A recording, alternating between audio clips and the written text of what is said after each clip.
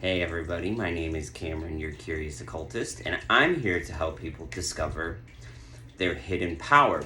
So today's video, we are going to talk about the difference between what your spirit is and what your soul is, and how understanding the two is actually going to take you a lot farther in a lot other places, because it gets you to understand how each one operates. So with that being said, let's get started. So I just want to start off by saying, I know a lot of people have this tendency to kind of use the difference between spirit and soul interchangeably. You know, you can talk about your spirit, you can talk about your soul. People kind of associate them with meaning the same thing, and they do actually work very interchangeably. But there is also some difference in how they operate and how they work, especially when they work separately as well as they work together. So I'm going to start off with understanding what the spirit is, because the spirit basically is the core essence of what attaches all of us together as human beings. It's what connects us all together. It's what brings us all together. The spirit is the essence of what you would say is if we all come from God or the universe or the great chaos or whatever you want to call it. The spirit is the connecting piece that makes us all the same. It's that piece that where we come from, the center, the source. It is what connects us all together as human beings going through the human experience.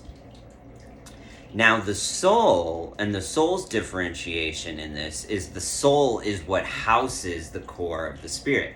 The soul is what makes each one of us different as human beings and as people. So if the spirit is the core and the essence of what connects us all together, the soul is basically the programmable flash drive that houses the spirit. So the spirit is connected to our conscious mind. And when we talk about going into what it is as our higher selves or the highest version of us, it is, what is the reference of it is spirit working 100% correctly with the soul as a combination of what uniquely makes us us, and then works for our highest good and works for what we are looking for. That's what it means when we talk about connecting with our higher selves. It's where our spirit is at its peak, and it's where our soul is at its peak. Now, going back to spirit is connected to the conscious mind, but it does have some play and some understanding in the unconscious mind as well.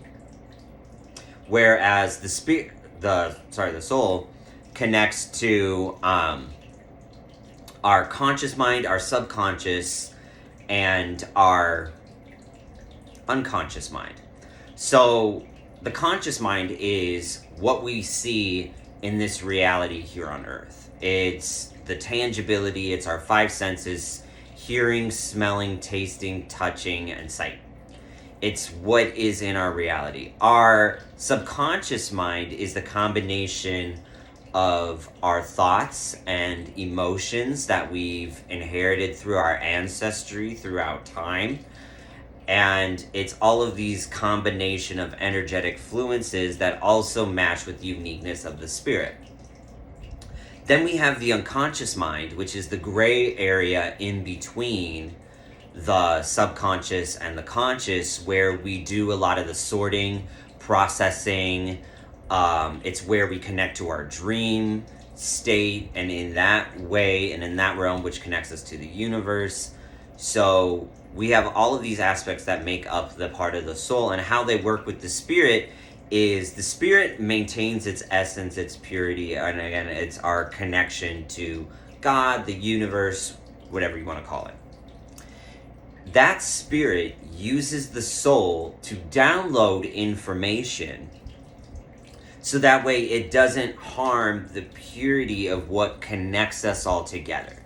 It keeps that intact. It's when you're downloading and processing and understanding a bunch of emotions and thoughts and stuff like that, it is your soul that is absorbing that while maintaining the essence of the purity, which is the spirit, which connects us all together.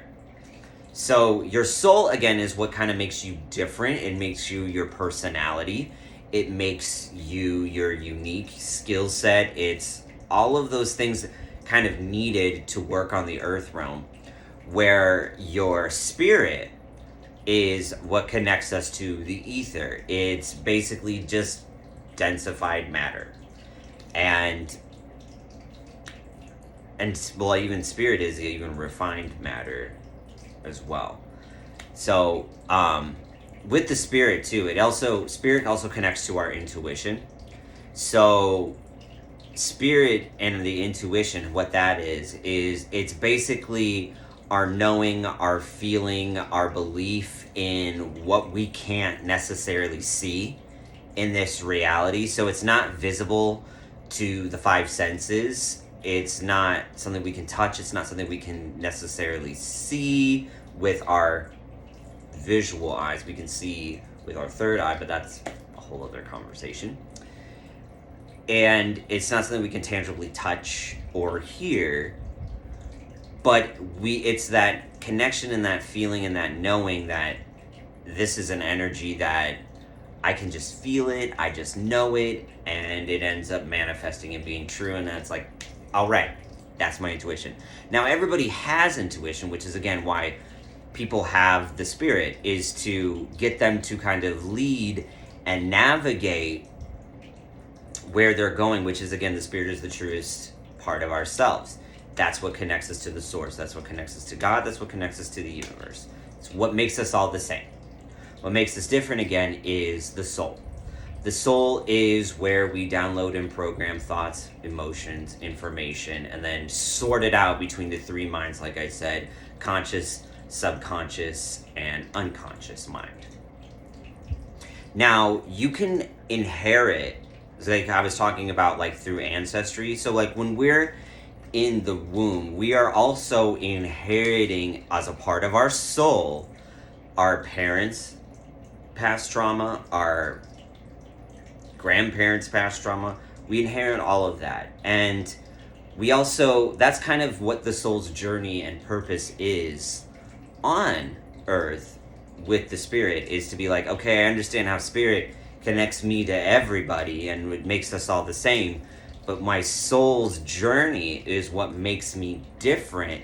And that's where we transmute a lot of what we like to call past karma or past life karma, and different energies, basically, that get us to function and create new branches on our life trees, our ancestry trees that we make, and we get to create these new branches that grow and develop into new things. So the soul's purpose is unique to everybody. Everybody's soul has a unique purpose to do a specific thing.